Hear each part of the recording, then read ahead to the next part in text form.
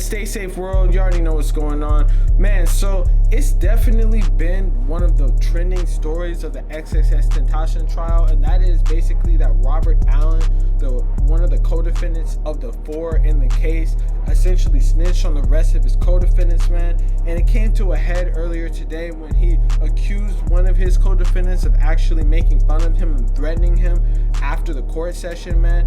And identify him in the courtroom as to who you're referring to that made some comments to you.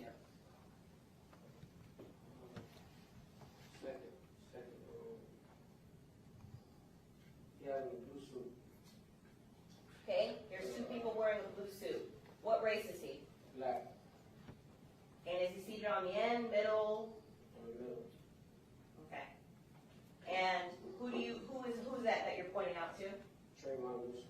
Your Honor, please let the court identify any court identification of Trayvon Newsom in this case for this matter. Okay. So Trayvon Newsom made a comment to you after you started testifying. What was the comment that Trayvon Newsom made to you after you started testifying in this case? He called me a police last nigga and said I work for the white man.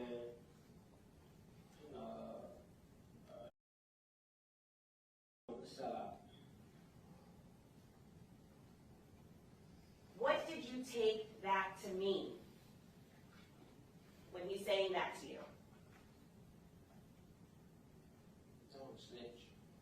A lot of people have a misconception of why exactly he snitched and everything that went down in this case. So we got to talk about from start to finish why exactly Robert Allen is providing testimony against his other 3 co-defendants and why he's being labeled as a snitch right now, because it's actually a crazy story on everything that went down, man. Let's get into it right now, but before we do, I'm gonna need y'all to like, comment, subscribe. We're gonna run up this video, man. Check out the merch too at www.staysafeworld.com, man. Hoodies, tees, and everything on deck, and turn on post notifications, man. Let's run this up.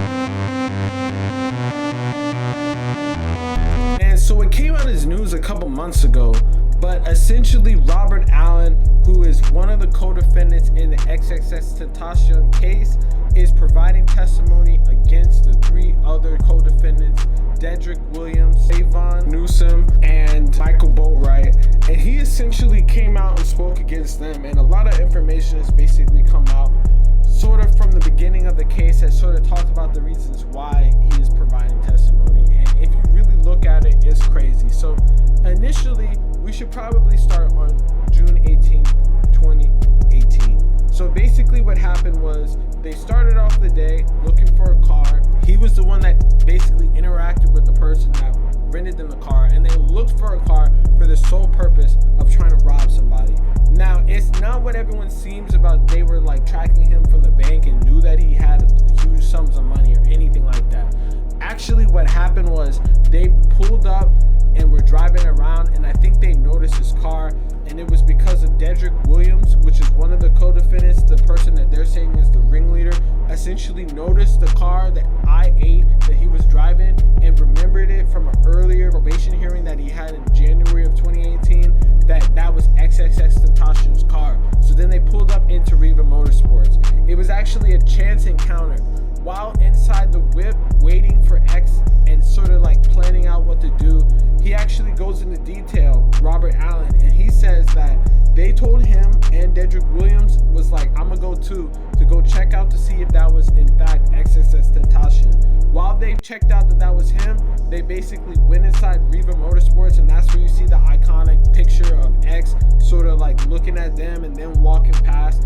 If you watch the full entire trial, you basically see while they were inside, they essentially went and he got on the phone call and called the other 2 people, or tried to call the other 2 people in the car and say that was X. And that was his extent of actually interacting with this shit. Because while they were walking back, Robert Allen actually told Dedrick Williams, like, yo, we shouldn't do this right now. Like, this is a bad idea.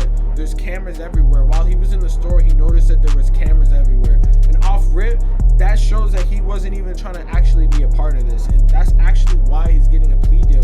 Because he's getting charged with, he was originally getting charged for first-degree murder with something that he didn't even technically do. So he just told them that was him. He didn't even know the dude or know his music or anything. I guess he looked at on his phone and saw that was him and went back inside the car and waited with them.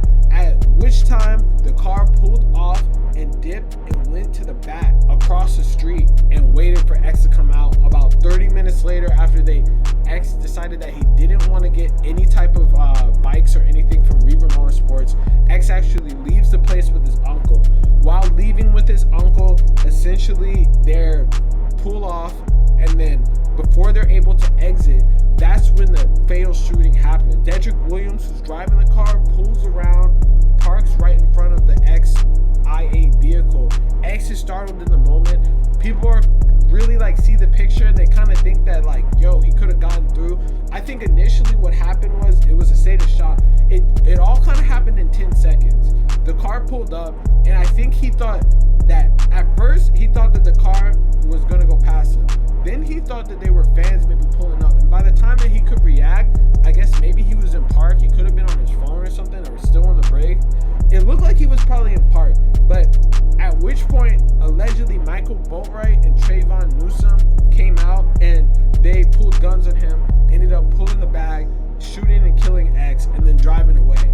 At which point they took the money, and then afterwards he said that they actually were gonna split the money without him at all, and they were gonna split it 3 ways, and because he had said that he didn't want to do it and he wasn't part of the crime. But then they ended up giving him $5,000, and the $5,000 compared to their $15,000 is a lot less. But that is not actually the reason why he ended up snitching, because he actually had a meeting with the prosecutor, and they said that in turn of him snitching, they would give him second-degree murder charges if he pled guilty to it, which in turn would give him ability to get out of jail. Honestly, there's no actual mandatory minimum for a second-degree murder charge in the state of Florida, so he could spend up to 16 years or he could get time served, and I'm pretty sure he would either get time served or some small amount of time left over, maybe for an armed robbery charge, but he already pled guilty to that, so he's basically cooperating as a star witness for them, man. So it is very, very unsmart that these dudes were fucking fried enough to go about this. And honestly, I definitely believe him, because if you watch the full surveillance video, he's looking around the store and it doesn't look like, he's like, yo, like, we're gonna get caught if we do this shit. There's cameras everywhere. He didn't know that there were cameras outside, but he assumed that there was cameras, and he knew there was a high probability of them getting caught, which is why he snitched in the long run, because he thought that it didn't even make sense to do this robbery, and he was already in the car, couldn't do anything. Those dudes had guns on him, so it's not like he can go anywhere, and it's either he gets killed by one of these dudes or what, because they were trying to do this shit regardless, and really they're saying Dedrick Williams was the person, the ringleader behind all this shit, and it's looking like everyone else is about to get life without parole. Now, Trayvon Newsom coming at him and saying that he was stupid and that he was working for the white man and that all this other stuff is probably the dumbest shit that you could possibly even do, man. Because if you look at the grand scheme of things, it makes no sense, because you're basically, if you're calling someone a snitch, then you're essentially admitting guilt. And if you're admitting guilt by doing this, you're basically confessing, saying that you did this shit. So he shouldn't have done that, because like, now that's just dumb, man. You're just looking guilty as fuck. That's all I can really say on that. Like, that's obvious. I mean, everything that you say will be used against you, and that was the first thing that they brought up in court on the second day. So the trial is going to be ongoing, and I'm going to be reviewing it and watching it live every single day of the trial. I watched it live earlier. Y'all can catch it. I think it starts at 1 p.m. tomorrow, so make sure y'all watch on my YouTube live or watch on my Twitch, man. Link in the description, and make sure y'all cop some clothes, man. Appreciate y'all. Tap in, man. Stay safe, world. Like, comment, subscribe. Peace.